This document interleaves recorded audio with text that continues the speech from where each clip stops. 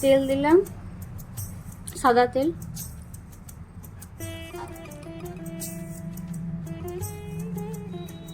তেল গরম হয়ে গেছে, গোটা জিরে দিলাম,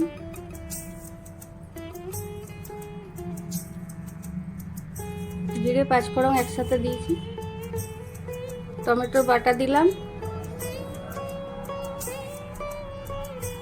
নেড়ে নেব।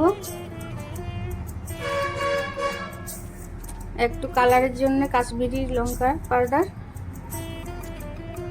চেরা কাঁচা লঙ্কা, লবণ,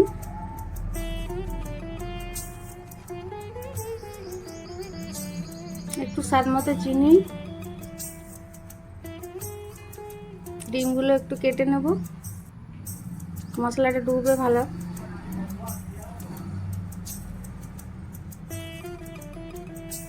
সেইভাবে সব ডিমগুলো কেটে নেব।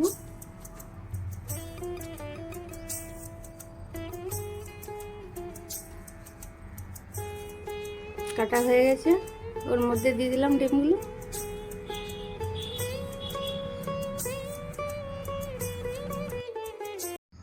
টমেটোর সাথে ভালো করে মিশিয়ে নেব ডিমগুলো। এটা ভিতরে ঢুকবে, স্বাদ আসবে ভালো। এবারে পোস্ত বাটা দিয়ে দিলাম, একটু সামান্য সর্ষে দিয়েছিলাম, সর্ষে পোস্ত। এই ডিমটা খুব খেতে ভালোবাসে, তাই এটা বানালাম আর একবার। খুব ভালো লাগে বন্ধুরা এটা খেতে, গরম ভাত দিয়ে। একটু ফুটুক।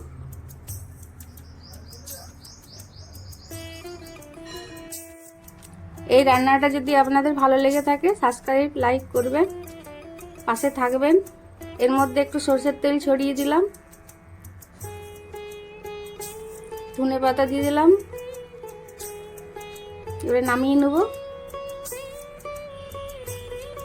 খুব সুস্বাদু লাগে এটা খেতে। ঢেলে নিলাম, আর রান্না রেডি।